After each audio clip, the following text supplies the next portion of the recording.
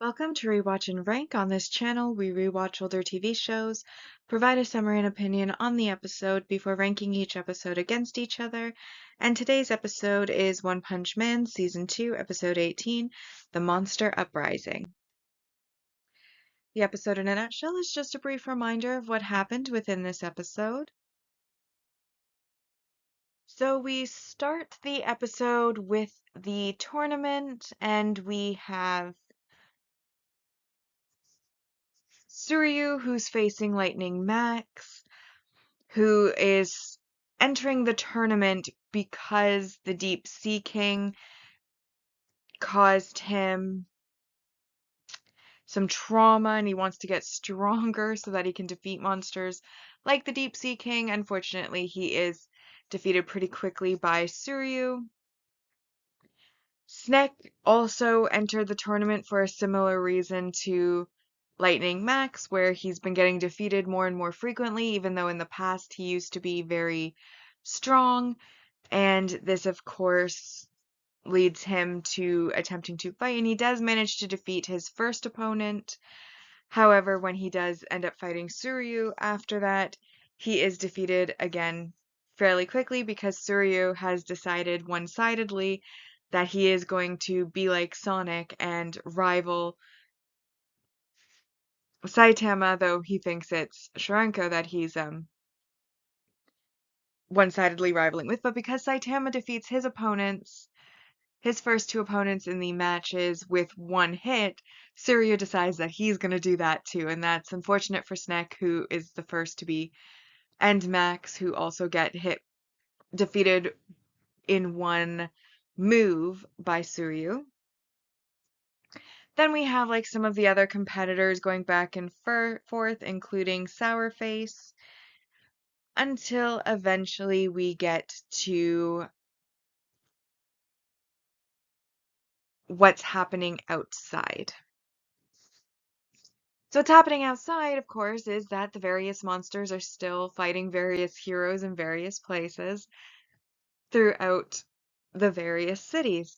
And we have Genos opening up his phone and seeing that, the city's in dire straits, so he decides, since they've made it to where the tournament is, he's going to go outside and deal with it so that Saitama doesn't have to worry about it, and Saitama can keep fighting in the martial arts tournament in the hopes that he can get a taste of martial arts, which Genos says that, well, not says, but thinks that Suryu may be able to give him.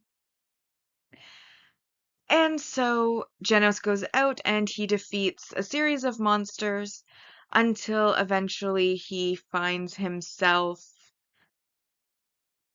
defeated by one of the executives of the Monster Association that's been sent to the martial arts tournament, and we see his wreckage at the end.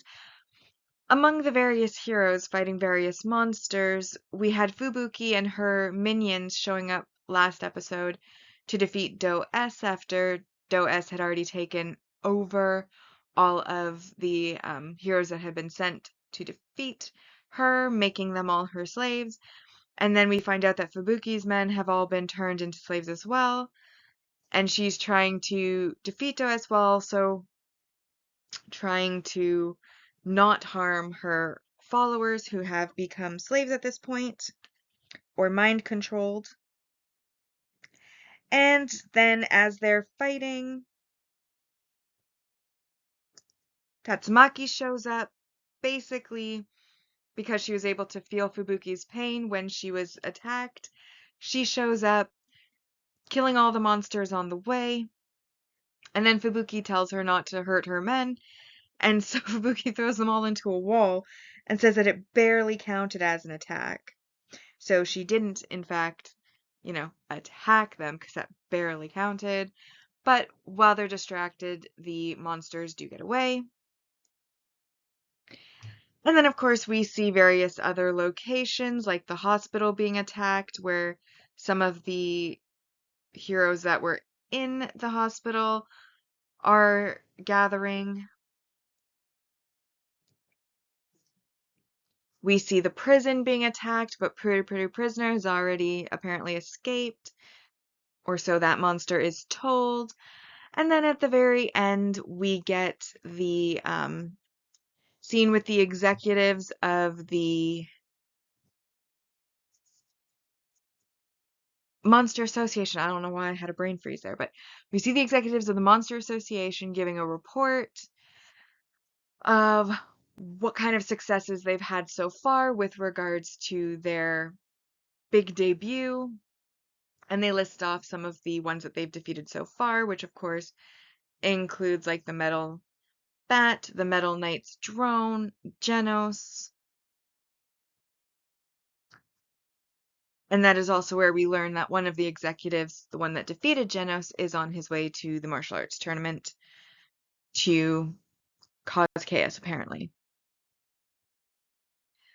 And now that we've been reminded about what happened, it's time to rank the episode on our two lists, the mostly objective ranking list, which uses set values, and then the personal ranking list, which is based more on entertainment value. So on our mostly objective rank values, we'll start with our single episode supporting character introduction. And much like we've been doing up to this point, we're just going to lump everybody together because there's so many throwaway bit part characters that don't actually mean anything. In this case, the monsters that came to fight were Face Ripper, fighting Bullfrog in a flashback that Snek defeated before, Awakened Cockroach, Nyan, some unnamed ones, and then one minor hero that Genos asks what happened, um, that just has like shoulder pads.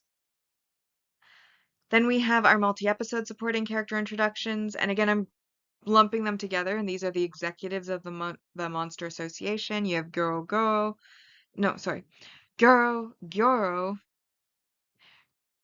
Goketsu, and Orochi.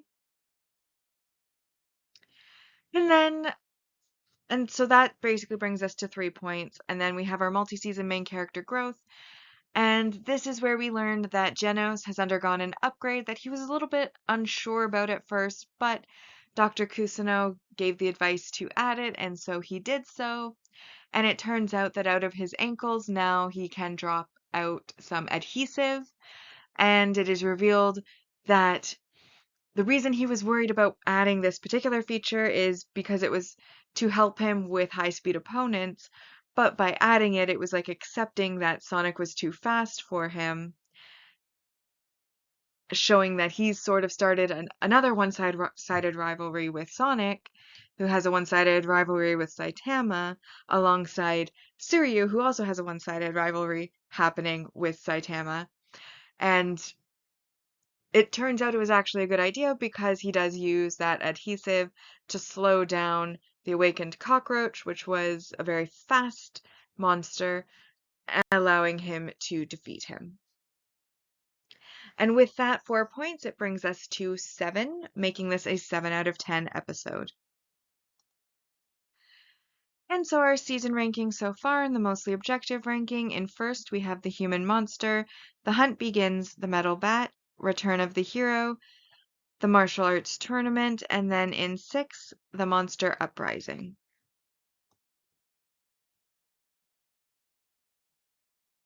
And now we come to my personal ranking. So to start, my standout moment of the episode was during one of his tournament fights. Saitama is accused of being an amateur, and he owns it and says that he is, and it's his first time doing this.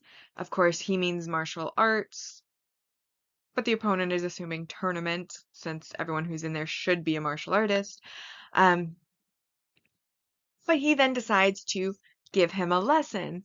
So he basically walks him through while like lightly tapping where he would attack, what order of attacks he would do in a battle. However, when he gets to the head, he touches Saitama's wig, which triggers him because he doesn't want to get found out, and he ends up defeating this opponent with one punch, and then after he punches him, kind of has that shock moment of, oh, I forgot to have the battle, because he defeated him in one punch for touching his head. This is also when that one-sided rivalry happens with Suryu, who's basically against him. And I will admit, this episode, I got a pretty big kick out of all the like one-sided rivalries.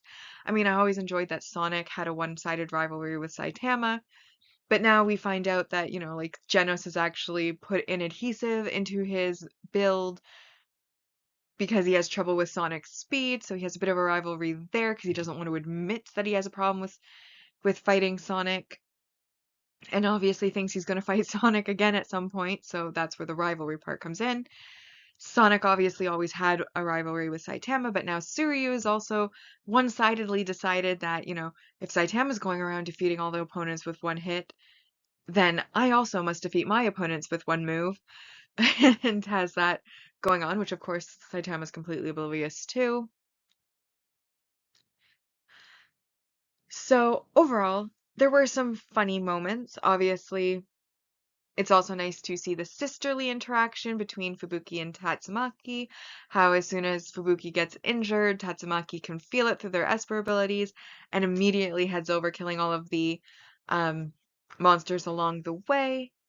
And because she decided to chit-chat with her sister, the monsters got away, and she scolds Fubuki for this, which I thought was kind of funny, given that she was the one who stopped the chit-chat. But anyways, I did find the entertainment value of this episode to be higher than the previous couple episodes because we've finally got a little bit more focus on characters that we know better. Like we've got the tournament with Saitama. We see some of the heroes that we actually know the name of, like Lightning, Max, and Snek, who are in like season 1 and given a little bit more screen time than a lot of the throwaway heroes this season has had. Um, and then, of course, Fubuki, who we got to know more in the early part of this season 2. And then Tatsumaki, who we saw at the end of season 1 and a little bit in this season. So I liked the focus more on characters that we know better or have seen before or had more screen time before because they're not just throwaways. And I feel like the throwaways, it's just so hard to get attached because they're only there for like the purpose of being defeated quickly and making a point or like moving the plot. So it's hard to be attached to them versus characters that you see more frequently. You can find a way to attach some sort of attachment to them. I don't even know what I'm saying. Like, I know what I'm saying. I'm just not sure how I'm saying it is making sense. Either way, I felt that the entertainment value of this episode was higher than the last few. Um, that's why I decided to give it a 6 out of 10 because I'm still finding the plot a bit patchy, like jumpy from scene to scene. And I'm still finding that even though we are now getting a little bit more into characters that we've seen before, know a bit more about, I still feel like I am missing the main character aspect. Like season 1, every episode was about Saitama, because he's the main character, and Genos also because he had to be defeated for Saitama to come in and do the defeat. Whereas I feel like this season, they're throwing us so many characters, so many throwaway bit part characters, and then now we're, like I said, starting to see a little bit more of the like recurring characters, but at the same time, I still feel like we're not getting enough of our main character. And I like the main character. That's why I watched the show, is for the main character. So I'm a little bit sore about missing out on moments with the main character. And I understand for plot purposes why they have to, show us the chaos outside and how various people are reacting to it. I just don't personally care about how they're reacting to it because the person that I care about watching is in a martial arts tournament outside of that chaos. So, yeah, 6 seemed fair. Bringing our season rankings so far to in first, The Hunt Begins, The Human Monster, Return of the Hero, The Monster Uprising, The Martial Arts Tournament, and then The Metal Bat. Bringing us to our series ranking so far. And on our mostly objective ranking, Season 1 ended at 88.33%, and Season 2 so far has 54 out of 120. On the personal side, season 1 ended 76.67%, and season 2 so far has 39 out of 120. With that, we've now rewatched and ranked One Punch Man Season 2, Episode 18, The Monster Uprising. Like and subscribe if you'd like to, and I'll see you in the next episode.